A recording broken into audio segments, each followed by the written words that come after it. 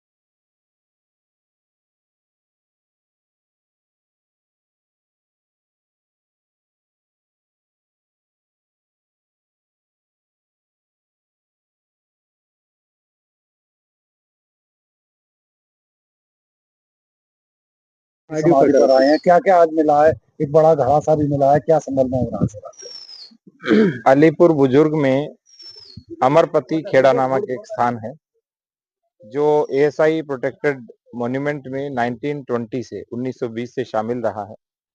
लेकिन हमें पता चला कि पिछले लगभग 70-75 वर्ष से वो स्थान मिल नहीं रहा था, क्योंकि वहाँ पे जो गुरु अमर जी थे उनकी समाधि थी वो पूर्ण रूप से नष्ट हो चुकी थी, मिल नहीं रही थी। तो 2-3 दिन पहले जब हमारी रेवेन्यू की टीम ने इस ओर ध्यान दिया और साथ में एएसआई की टीम भी थी, तो उनके साथ में ये स्थान मिला है जो एएसआई की प्रोटेक्टेड श्रेणी में आता है।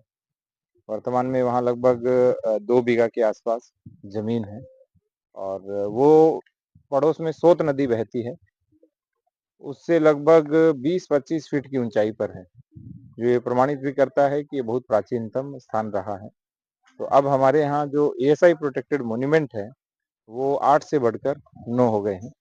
उसी से कुछ दूरी पर जिस ग्राम में हम खड़े हैं वहाँ महर्षि दधीची जी का आश्रम है जो बहुत प्राचीन बताया जाता है।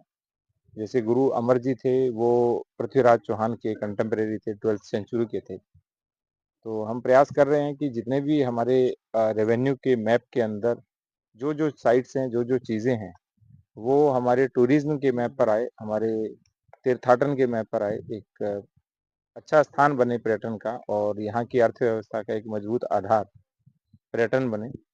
बस एक यही प्रयास है। बहुत बड़ा घड़ा मिला है, कुछ अस्थियां भी वहाँ बहुत पे पुरानी साइट है। कुछ लोगों ने बताया कि जब वो खेती कर रहे थे और उस स्थान को खोदा गया, क्योंकि निराई गुड़ाई करते हैं तो बहुत बार थोड़ा खोदा जाता है, तो उस समय वो घड़ा मिला था। तो घड़ा हमने सुरक्षित स्थान पे रखवा लिया है। कुछ सिक्के भी मिले थे, उनको भी हमने सुरक्षित कर लिया है।